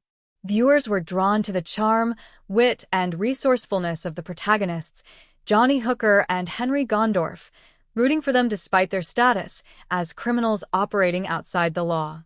This alignment with morally ambiguous characters encouraged reflection on ethics, justice, and cleverness. Audiences were compelled to reconsider traditional notions of right and wrong, recognizing that intelligence, ingenuity, and moral discernment could serve as legitimate tools for achieving justice in a corrupt or imbalanced society. The satisfaction of seeing the protagonists' elaborate plans succeed created a sense of catharsis, reinforcing the appeal of skill, creativity, and ethical cunning. In this way, the film engaged audiences both emotionally and intellectually, offering entertainment while simultaneously stimulating contemplation. The period setting of the film also shaped audience interpretation. Set during the 1930s in Chicago, The Sting transported viewers to an era characterized by economic hardship, gangster culture, and social stratification. Audiences were able to immerse themselves in a world that was visually and orally distinct from their own, appreciating the authenticity of the costumes, sets, and music. The nostalgic recreation of the period provided an escapist appeal, allowing viewers to engage with the narrative in a setting that was simultaneously historical and stylized. This temporal displacement amplified the intrigue and charm of the cons, as the setting conveyed both danger and elegance, creating a heightened sense of drama and sophistication. For many, the film served as both a thrilling story and a portal into a romanticized vision of the past. The soundtrack and musical choices significantly influenced audience interpretation. The use of Scott Joplin's ragtime compositions, particularly the iconic The Entertainer, created an auditory rhythm that mirrored the narrative's pace and complexity. Audiences frequently reported that the music enhanced their understanding of timing, tension, and humor within the con sequences. The cheerful, energetic quality of ragtime underscored the protagonist's cleverness while maintaining a playful tone, reminding viewers that the stakes were as much intellectual as they were physical. The soundtrack thus shaped emotional response and interpretation, emphasizing the film's themes of ingenuity, timing, and strategy, while making the world of the con accessible and enjoyable. Audiences also reflected on the film's moral framework, often discussing the appeal of rooting for characters who operate outside the law. The Sting presents a nuanced view of morality, in which intelligence, foresight, and cleverness justify actions that would otherwise be considered criminal. Viewers interpreted the protagonist's actions as ethically aligned with a sense of fairness and justice, particularly in contrast to the ruthless Lonergan, whose wealth, power, and brutality placed him beyond conventional accountability. This moral structure resonated with audiences, offering a narrative in which cleverness and ethical discernment could triumph over raw power, evoking admiration, delight, and a sense of moral satisfaction. The alignment of viewer perspective with the protagonist's intelligence allowed audiences to experience both suspense and triumph, enhancing emotional engagement. Another aspect of audience interpretation involved appreciation for the film's humor and charm. The Sting balances suspense, tension, and danger with moments of wit, playfulness, and character-driven comedy. Audiences responded to this tonal balance by finding the film entertaining on multiple levels, enjoying the clever dialogue, situational humor, and interpersonal dynamics. The humor provided relief from suspense while simultaneously reinforcing the protagonist's cleverness, allowing audiences to appreciate their resourcefulness in a lighthearted, engaging way. This combination of tension and humor became a key factor in the film's lasting popularity, offering a viewing experience that was both intellectually stimulating and emotionally enjoyable. Audience reflection often extended to the film's narrative ingenuity. Many viewers expressed fascination with how the plot unfolds, particularly in the climactic con sequences where multiple layers of deception are revealed simultaneously. The satisfaction derived from witnessing the meticulous execution of the con, with every detail paying off as planned, created a sense of intellectual fulfillment. Audiences frequently reported that rewatching the film enhanced their appreciation, as new layers, subtle cues, and foreshadowing could be discovered upon subsequent viewings. This encouraged reflection on the film's construction, the skill of the characters, and the cleverness of the storytelling, making the sting of film that rewards repeated engagement and attentive viewing. Generational interpretation also played a role in audience response. For viewers in the 1970s, the sting resonated with a cultural moment marked by skepticism toward authority, fascination with cleverness, and interest in morally complex narratives. The film's celebration of intelligence, strategy, and ethical cunning appealed to an audience attuned to social change, political intrigue, and the exploration of unconventional heroes. For subsequent generations, the film has retained its appeal as a masterclass in storytelling, offering lessons in narrative structure, character development, and suspense. The timeless quality of the con sequences, the charm of the characters, and the elegance of the production design continue to resonate with audiences, demonstrating that the film's intellectual and emotional impact transcends its historical context. The Sting is renowned not only for its clever plot and stylish presentation, but also for its intricate and engaging character development. Central to the film's appeal is the evolution of its key characters, whose growth, motivations, and interpersonal dynamics provide the emotional and intellectual heart of the narrative. By examining the character arcs of Johnny Hooker, Henry Gondorff, and Doyle Lonnegan, as well as supporting figures like Lieutenant Snyder and other minor players, it becomes clear how the film's story structure and character design are deeply intertwined, creating a cinematic experience that is both satisfying and meaningful. Johnny Hooker, portrayed by Robert Redford, is the primary protagonist whose journey anchors the narrative. At the beginning of the film, Hooker is a small-time grifter operating on the margins of Chicago's criminal underworld. He is clever, ambitious, and charming, yet relatively inexperienced and vulnerable when confronted with more dangerous and powerful figures. The murder of his mentor, Luther, by Doyle Lonnegan propels Hooker into a larger world of strategy, deception, and risk. This moment functions as a catalyst, transforming Hooker from a reactive figure, whose cons are limited in scope and consequence, into a proactive orchestrator of a highly complex plan. His development is both internal and external, encompassing skill acquisition, emotional maturity, and strategic foresight. Throughout the film, Hooker's arc is marked by a combination of intelligence and moral curiosity. While initially motivated by revenge, he demonstrates adaptability, learning from his mistakes and absorbing the methods and wisdom of Henry Gondorff. By the midpoint of the film, Hooker evolves into a character capable of executing sophisticated strategies, orchestrating multiple layers of deception with precision and timing. His growth is not merely technical, it is also ethical and psychological. Hooker must navigate the tension between ambition, loyalty, and morality, ultimately demonstrating that his cleverness can be aligned with ethical objectives rather than mere self-interest. This progression allows audiences to witness a transformation that is compelling, believable, and deeply satisfying as the character evolves from a minor grifter into a masterful participant in the film's climactic con. Henry Gondorff, portrayed by Paul Newman, provides a counterbalance and mentor figure for Hooker. Gondorff's arc is subtler than Hooker's, but equally significant. Introduced as a retired and seasoned con artist, Gondorff embodies experience, patience, and strategic brilliance. His character demonstrates a combination of charisma and ethical sophistication, choosing to mentor Hooker not simply for personal gain but to restore justice and orchestrate a morally satisfying outcome. Gondorff's development is largely relational. Through his interactions with Hooker, he demonstrates both leadership and collaboration, revealing how his extensive experience can be applied in a high-stakes, real-world context. Gondorff's arc also involves a re-engagement with the world of cons, as he emerges from retirement and reasserts his influence in a society dominated by figures like Lonnegan. In this way, Gondorff's journey is both personal and symbolic, reflecting the enduring value of skill, wisdom, and ethical intelligence. The dynamic between Hooker and Gondorf is central to the narrative's emotional resonance and thematic depth. Their mentor-protege relationship allows for the transfer of knowledge, strategy, and ethical guidance.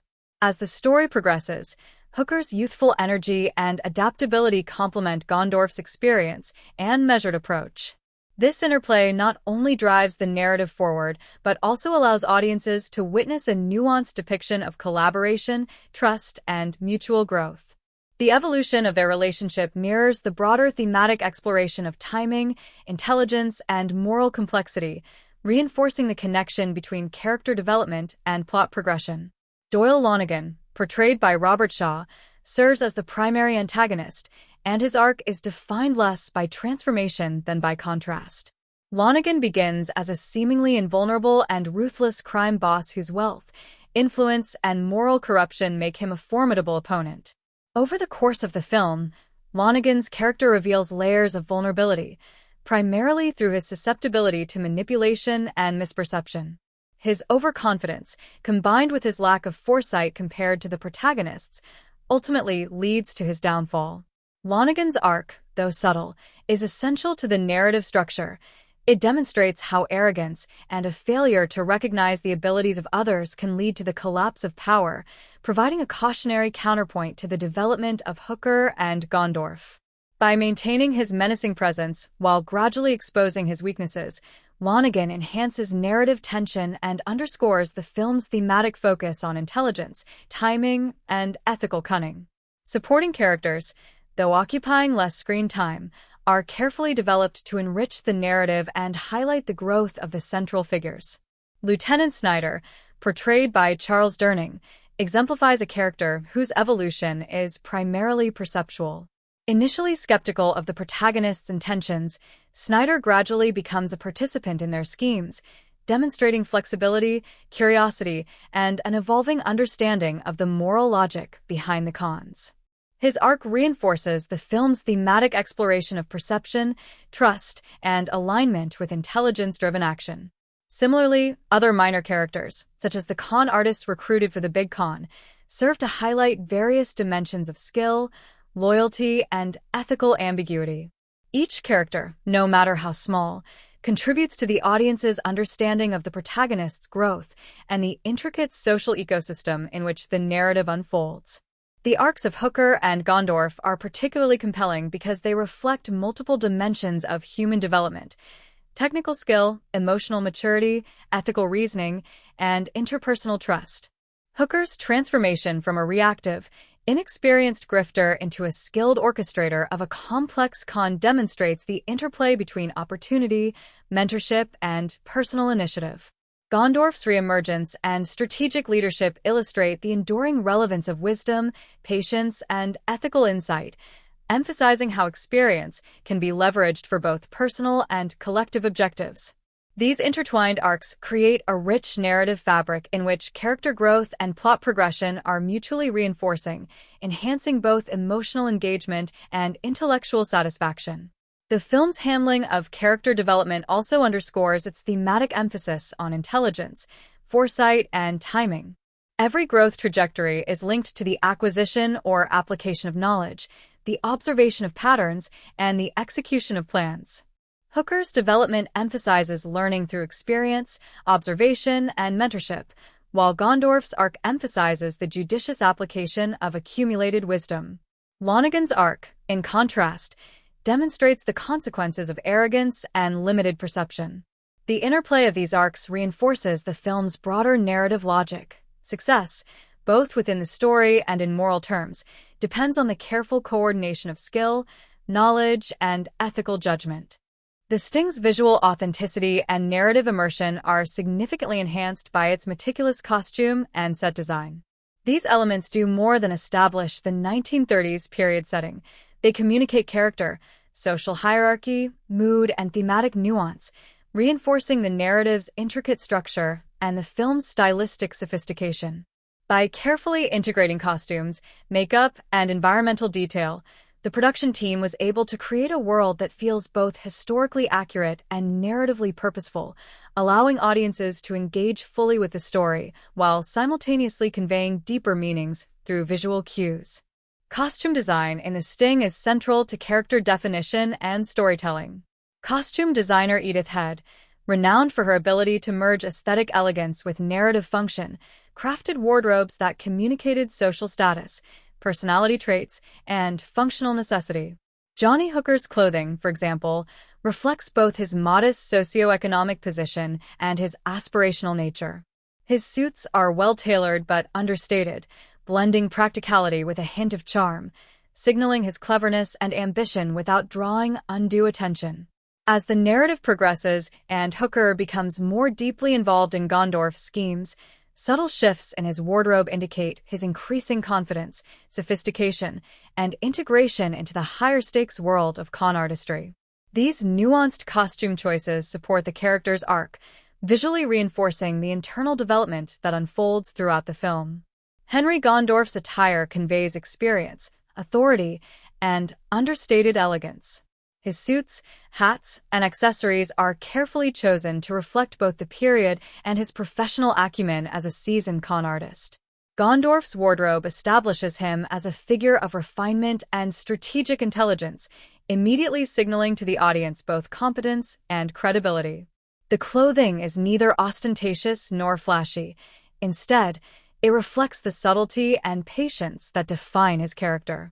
The contrast between Gondorf's polished, deliberate style and Hooker's evolving wardrobe highlights their mentor-protege relationship, visually distinguishing experience from youthful adaptability while maintaining cohesion within the overall aesthetic. Doyle Lonnegan's costume design serves a different purpose, emphasizing wealth, power, and a certain rigidity. His clothing is imposing, formal, and often darker in tone, establishing him as a figure of authority and menace within the narrative. While Hooker and Gondorf's attire conveys adaptability and strategic skill, Lonnegan's wardrobe communicates both confidence and a lack of flexibility, reinforcing his role as a foil to the protagonists. These visual distinctions enhance the audience's understanding of character dynamics and provide subtle cues regarding each character's approach to the world and to the unfolding schemes. Supporting characters' costumes are equally purposeful, reinforcing social hierarchy, professional identity, and narrative function. Members of Gondorf's crew are dressed to convey expertise, credibility, and a readiness to perform within the cons, while minor figures such as gamblers, law enforcement, and city dwellers are costumed to establish a believable urban ecosystem. Attention to historical accuracy in fabrics, tailoring, and accessories ensures that each character is visually distinct while maintaining coherence within the 1930s Chicago setting. The combined effect of these design choices is a visually layered, dynamic world that both entertains and informs, allowing audiences to immediately grasp social cues and narrative priorities through attire alone. Makeup and hairstyling further support characterization and period authenticity. Subtle aging, facial hair, and period-specific hairstyles contribute to the believability of characters and enhance audience immersion. For instance, Gondorf's carefully groomed appearance conveys professionalism and control, while Hooker's youthful styling underscores his energy and adaptability. Minor details, such as Lonnegan's carefully styled hair and clean-shaven visage, emphasize his social status, discipline, and dominance. Even small touches, such as period-appropriate accessories, gloves, or ties, serve to reinforce character traits, signaling social cues and narrative priorities without interrupting the story's flow.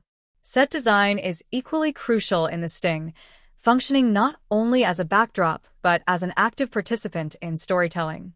Production designer Henry Bumstead meticulously recreated 1930s Chicago, balancing historical accuracy with narrative functionality. Streets, offices, bars, and gambling halls are richly detailed, providing spatial coherence and visual interest while supporting the film's complex narrative structure. The sets are layered, allowing for multi-plane action during the con sequences, and carefully arranged to facilitate camera movement, perspective shifts, and audience focus. This attention to spatial design is particularly important in the climactic con sequences, where multiple layers of deception unfold simultaneously, and the audience must track characters, objects, and interactions across the set. The design of the environments amplifies tension, guides attention, and enhances comprehension, demonstrating the functional role of set design in sophisticated narrative filmmaking. The interiors of gambling halls, offices, and bars are designed to convey social atmosphere and character dynamics. Ornate furnishings, period-appropriate lighting fixtures, and decorative elements reinforce the world of 1930s organized crime, highlighting both elegance and danger. The use of props, poker chips, ledgers, telephones, and documents further supports narrative clarity, allowing characters' actions to be communicated visually and enhancing audience understanding of the stakes. Smoke-filled rooms, dim lighting, and crowded interiors contribute to mood and suspense, creating environments that are both immersive and narratively functional. The interplay between set design and cinematography ensures that every frame communicates character relationships, social hierarchy, and narrative priorities. Costume and set design are also integral to thematic communication. The elegance, precision, and style of clothing and environments reflect the intelligence, sophistication, and planning central to the protagonist's success. Visual cues within the sets, such as strategically placed mirrors, concealed spaces, and architectural lines, reinforce the film's emphasis on perception, misdirection, and layered deception. In this way, design choices extend beyond historical authenticity to enhance thematic resonance, ensuring that the visual environment supports both narrative complexity and audience engagement. Color palettes in costume and set design are carefully coordinated to reinforce mood, period authenticity, and character differentiation. Earth tones, muted shades, and period-appropriate fabrics dominate interiors and clothing, establishing a cohesive visual identity for the world of the film. Contrasting colors and lighting are used strategically to highlight tension, emphasize key narrative moments, and differentiate characters within shared spaces. This careful coordination between costume and set design ensures that every visual element contributes to clarity, storytelling, and thematic depth. The Sting stands out not only for its visual style, character development, and narrative ingenuity, but also for its exemplary dialogue and scriptwriting, which serve as the backbone of its storytelling. The screenplay, crafted by David S. Ward, is a masterclass in balancing wit, exposition, tension, and character development, demonstrating how language can function as both a narrative device and a tool for audience engagement. The dialogue is meticulously designed to convey character, advance the plot, reinforce thematic content, and maintain the precise pacing necessary for the complex consequences that define the film. From the outset, the script establishes distinct voices for its characters, reflecting their personalities, social positions, and motivations. Johnny Hooker's dialogue, delivered with a mix of youthful energy, cleverness, and subtle humor, captures his status as a small-time hustler on the brink of transformation. His lines often convey intelligence while revealing vulnerability and ambition, allowing audiences to connect with his character and understand both his personal stakes and his strategic thinking. Hooker's verbal interactions with other characters demonstrate his adaptability and quick thinking, as he frequently engages in banter, negotiation, and subtle misdirection. The script allows Hooker's dialogue to reflect his growth, with his lines becoming increasingly confident, precise, and strategic as he matures and assumes a more prominent role in Gondorf's schemes. Henry Gondorf's dialogue complements Hooker's with measured sophistication, experience, and charm. Gondorf's lines are carefully crafted to communicate wisdom, authority, and strategic insight, often containing layered meaning or subtle humor. The interplay between Gondorf and Hooker highlights the mentor-protege dynamic, with dialogue functioning as a mechanism for teaching, testing, and reinforcing trust. The screenplay ensures that their conversations are simultaneously informative, entertaining, and character-revealing. Subtle wordplay, timing, and tonal shifts are used to reinforce the narrative rhythm and enhance audience engagement, illustrating how dialogue can operate as a tool for both exposition and characterization without sacrificing entertainment value. Doyle Lonigan's dialogue is marked by precision, authority, and menace, establishing him as a credible and formidable antagonist. His lines convey power and intimidation, often reflecting his arrogance and overconfidence, which ultimately contribute to his downfall. The contrast between Lonergan's formal, commanding speech and the protagonist's more adaptable, clever dialogue reinforces narrative tension, highlighting the clash of intellect, strategy, and experience. The screenplay carefully modulates Lonergan's interactions to maintain suspense, guiding audience perception while providing insight into his character traits, motivations, and vulnerabilities. By crafting dialogue that is distinct yet complementary to other characters' voices, the script ensures clarity, engagement, and dramatic impact. Supporting characters, such as Lieutenant Snyder and members of Gondorf's crew, are given lines that are purposeful, revealing both individual traits and narrative function. Snyder's dialogue balances skepticism, humor, and gradual recognition of the protagonist's skill, illustrating character evolution and contributing to audience understanding. Minor characters' lines are crafted to provide exposition, establish setting, and enhance the believability of the world, while avoiding distraction from the central narrative.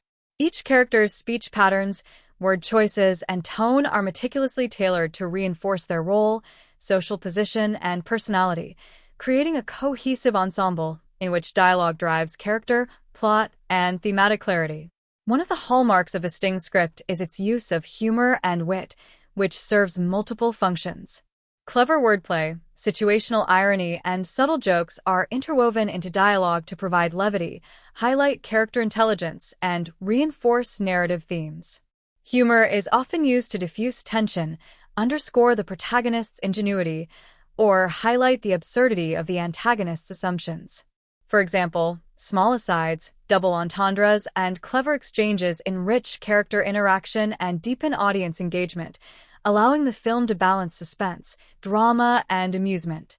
This integration of humor into dialogue ensures that the story is both intellectually stimulating and emotionally satisfying, creating a layered viewing experience.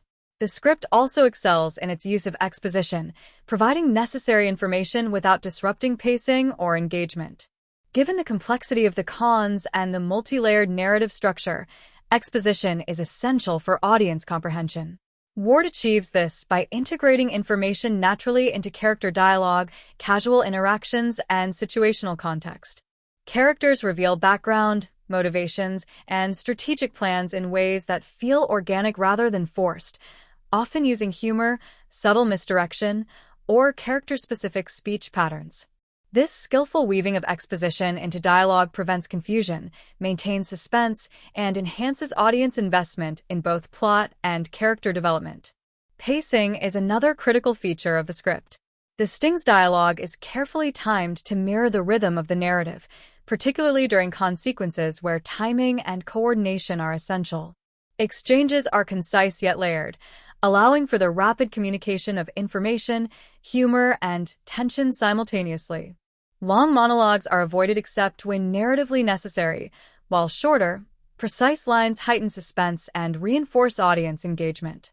The script ensures that each conversation contributes to narrative momentum, either by advancing the plot, revealing character traits, or creating anticipation for future developments. This attention to pacing contributes significantly to the film's overall rhythm and audience satisfaction. The Sting also demonstrates an innovative approach to narrative tension through dialogue. Conversations are frequently used as instruments of misdirection, allowing the protagonists to manipulate perception while providing the audience with the information needed to understand unfolding schemes. Ward's writing ensures that lines are never purely functional, they simultaneously entertain, inform, and deceive, mirroring the layered nature of the cons themselves. Dialogue functions as a narrative tool to create suspense, reveal intelligence, and reinforce thematic concepts of strategy, deception, and timing. Thematic reinforcement through dialogue is evident across the film. Conversations often touch on broader concepts of morality, intelligence, luck, and perception, subtly guiding audience interpretation. Lines that reference timing, foresight, or the consequences of underestimating one's opponent underscore the film's central motifs, providing both cognitive and emotional resonance. Characters' verbal exchanges serve as microcosms of the larger narrative strategy, ensuring that thematic content is consistently communicated alongside plot development. In this way, The script transforms dialogue into a layered instrument that simultaneously entertains, instructs, and enriches audience understanding. The marketing and promotional strategies behind the sting played a critical role in its commercial success, helping the film to reach a wide audience while creating anticipation, establishing a distinctive identity, and reinforcing its thematic and stylistic elements.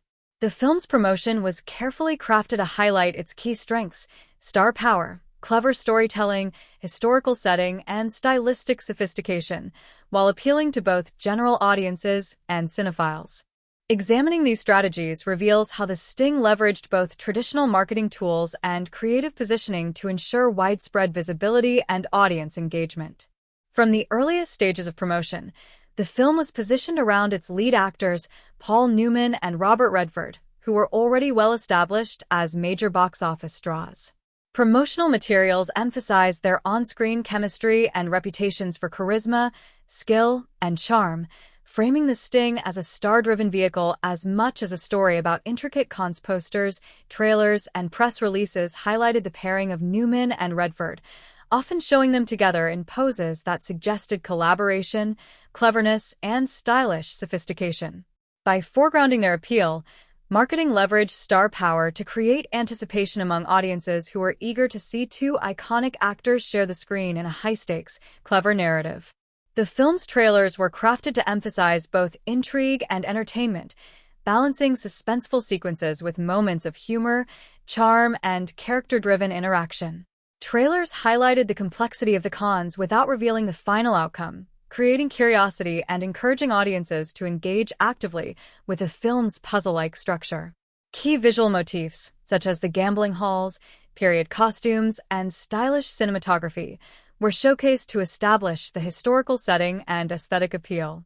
Music, particularly the ragtime score, was used strategically in promotional materials to create recognition, rhythm, and mood, signaling the film's playful intelligence and period authenticity.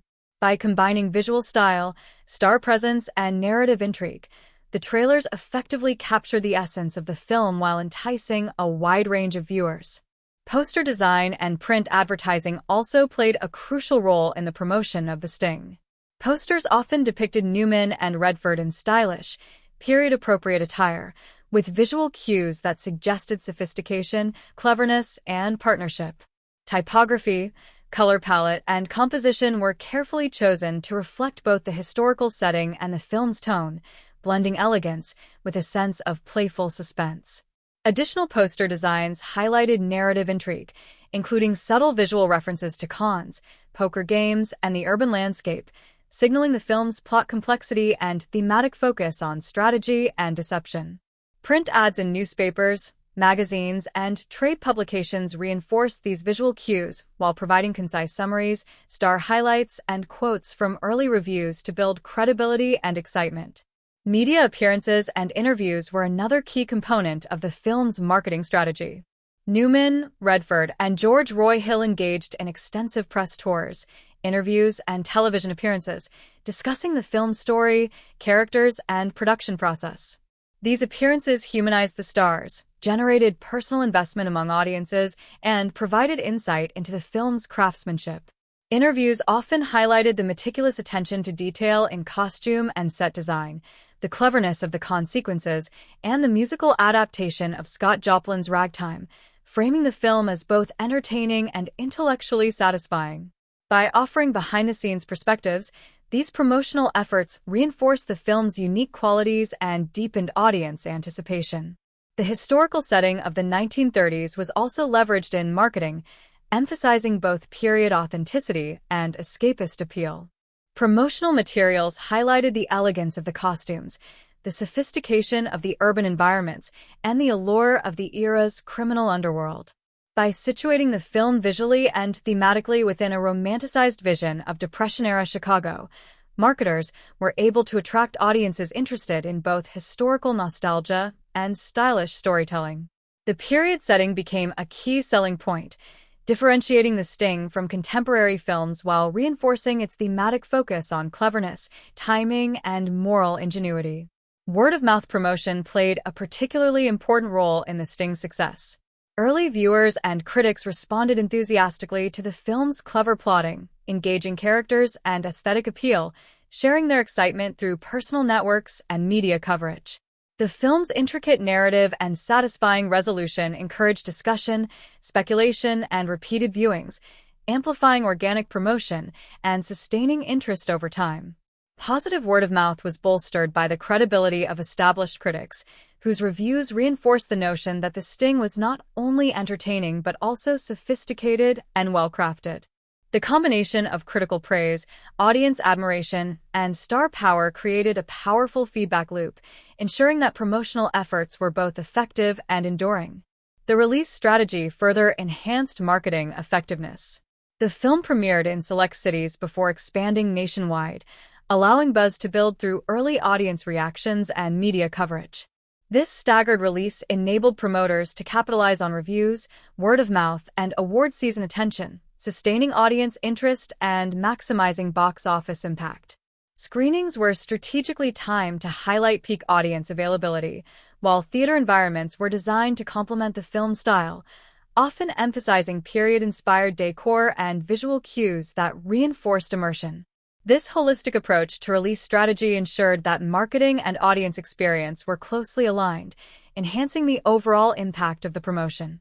Merchandising and ancillary promotional strategies, though less extensive than in modern blockbuster campaigns, also contributed to The Sting's visibility.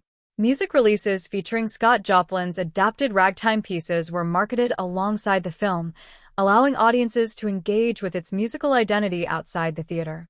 Soundtrack sales reinforced the period aesthetic and narrative rhythm, providing additional touchpoints for audience engagement.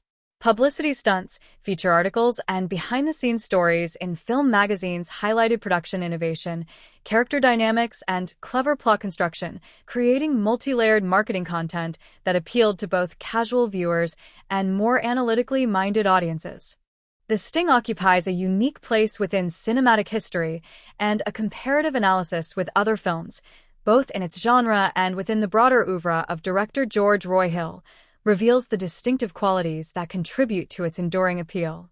By examining its relationship to similar con and heist films, earlier adaptations of literary material, and other works by Hill, one can appreciate how The Sting balances narrative complexity, stylistic sophistication, and character-driven storytelling while influencing the evolution of its genre. Within the con and heist genre, The Sting stands out for its meticulous plotting, tonal balance, and period authenticity. Prior to its release, films such as The Asphalt Jungle and Rafifi had established a foundation for heist cinema, emphasizing suspense, criminal ingenuity, and the logistical intricacies of robbery. However, these films often leaned toward darker, more realistic tones, highlighting danger, moral ambiguity, and the potential for catastrophic failure. The Sting, by contrast, combines suspense with charm, humor, and a sense of playful elegance, creating a narrative environment where intelligence, timing, and cleverness are celebrated rather than solely dramatized for peril. Its focus on layered deception, intricate cons, and carefully orchestrated misdirection elevated the genre, demonstrating that audience engagement could be both intellectual and emotional while maintaining stylistic sophistication. Comparing The Sting to its direct literary antecedents also highlights its narrative innovation. The film was inspired by real-life con artists and the exploits chronicled in the writings of David Maurer, whose nonfiction accounts of the American underworld served as a blueprint for the cons depicted in the movie. Unlike many adaptations that translate nonfiction accounts directly into dramatization, The Sting integrates these real-world inspirations into a meticulously structured narrative with a clear beginning, middle, and climax. The screenplay transforms anecdotal accounts of cons into a cohesive story arc, combining character development, tension, and humor in ways that go beyond mere adaptation. This ability to synthesize historical material with cinematic storytelling creates a film that is both authentic in its depiction of cons and artistically innovative in its execution. A comparison with contemporary or earlier caper films further illuminates The Sting's distinctive qualities. Films such as Ocean's 11, 1960, and The Thomas Crown Affair, 1968, share thematic elements of charm, strategy, and morally ambiguous protagonists, yet The Sting distinguishes itself through narrative complexity and the integration of layered misdirection.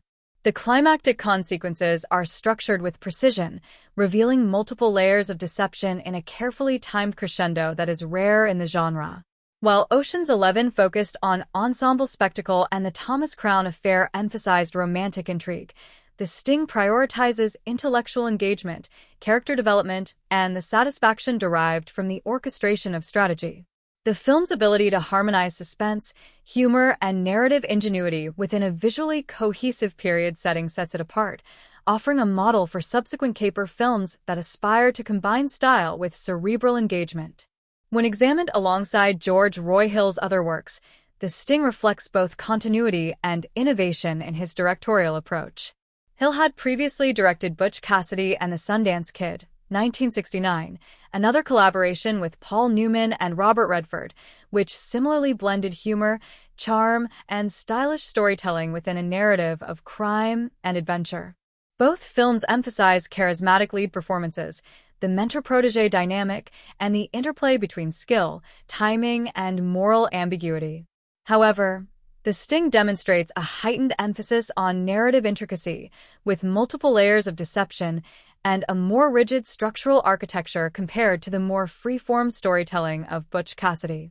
The stylistic flourishes, period authenticity, and precise orchestration of plot elements in The Sting illustrate Hill's evolution as a director, showcasing his ability to merge character-driven storytelling with complex narrative mechanics in a visually and emotionally compelling manner. The Sting can also be compared to later films that were influenced by its narrative techniques.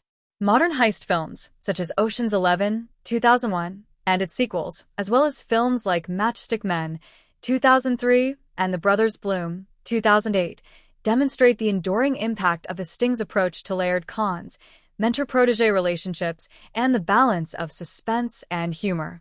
These films echo The Sting's structural emphasis on timing, misdirection, and audience alignment with clever protagonists, while often expanding or reinterpreting stylistic or technological aspects for contemporary contexts. The Sting's influence is thus evident not only in direct thematic replication but also in the establishment of genre expectations, encouraging filmmakers to consider intelligence, strategy, and character interplay as central components of audience engagement. Aesthetic and stylistic comparison further reinforces The Sting's distinctiveness. While many contemporary heist films emphasize gritty realism, action, or spectacle, The Sting relies on visual elegance, period detail, and rhythmic pacing to convey narrative and thematic content. Its use of ragtime music, careful lighting, and meticulously designed sets and costumes differentiates it from both earlier, more documentary-like crime dramas and later, high-tech heist films. The integration of these aesthetic elements with narrative structure creates a cinematic experience in which style and story are inseparable, reinforcing tension, humor, and thematic resonance simultaneously. This approach contrasts with other films where stylistic choices are often ornamental rather than structurally integral, highlighting The Sting's innovative use of visual and auditory design in service of narrative clarity and engagement. Thematically, The Sting distinguishes itself by the alignment of morality with cleverness, timing, and strategic intelligence. While other heist films depict protagonists as either purely heroic or morally compromised, The Sting celebrates intellectual and ethical ingenuity, rewarding characters who apply skill, observation, and ethical discernment in pursuit of justice or restitution. This thematic orientation differentiates the film within its genre, offering audiences a morally satisfying resolution without sacrificing suspense, tension, or narrative complexity. By combining ethical nuance with cleverness, The Sting elevates the genre, providing both emotional satisfaction and intellectual stimulation.